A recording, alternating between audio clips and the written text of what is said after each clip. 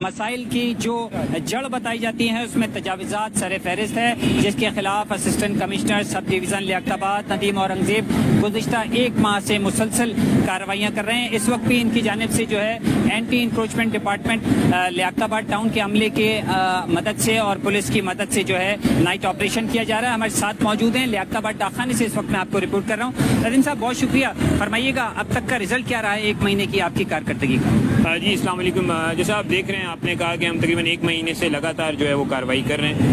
Deputy commissioner district central Tahir Salim صاحب کی جو ہدایت ہیں وہ بڑی کلیئر ہے اس معاملے پہ کہ ہم نے اپنے پبلک پاتھ ویز، تھوروفیئرز، پیومنٹس کو جو ہے وہ انکروچمنٹ سے پاک کرنا ہے، کیونکہ یہ پبلک کا رائٹ ہے، یہ پبلک ایکسیس والی جگہ ہے اور یہاں پہ کسی قسم کی کمرشل ایکٹیویٹی کو ہم بالکل الاؤ نہیں کریں گے۔ اور آنریبل کورٹس کے بھی یہی آرڈر ہیں۔ میرے ساتھ جو ہے وہ ڈی ایس پی صاحب یہاں پر موجود ہیں، میرے ساتھ یہاں پہ اینٹی انکروچمنٹ کی جو ٹیم ہے ٹاؤن کارپوریشن لیاقت آباد وہ موجود ہے، اور الحمدللہ ہم نے کافی کوشش کی ہے پچھلے ایک مہینے میں کہ جتنے بھی مین روڈز ہیں ان کو ہم یہاں پہ صاف کریں، اور ان کو ہم نے سامان بھی کنفسکیٹ کیا ہے، ان کے خلاف قانونی کارروائی بھی کی ہے۔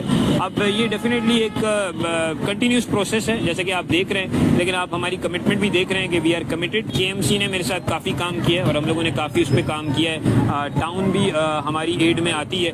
Basically Sindh removal of encroachment from public property act 2010 ہے جو اسسٹنٹ کمشنر کو آتھورائز کرتا ہے کہ وہ انکروچمنٹس کو جو ہے وہ انکروچمنٹس کو ریموو کریں۔ بالکل کہا یہ جا رہا ہے اسسٹنٹ کمشنر سب ڈویژن لیاقت آباد ندیم اورنگزیب کی جانب سے کہ جو فاسٹ ٹریک ہیں ان کو کلیئر کیا ہے اور اگلے مرحلے میں لنک روڈ کی طرف جائیں گے تاکہ تجاوزات کا مؤثر انداز میں خاتمہ ہو جائے، اور اس کے ساتھ ساتھ مستقل یہ کارروائی جاری رکھی جائے گی۔ جی دوسری جانب شہر قائد میں تجاوزات نے شہری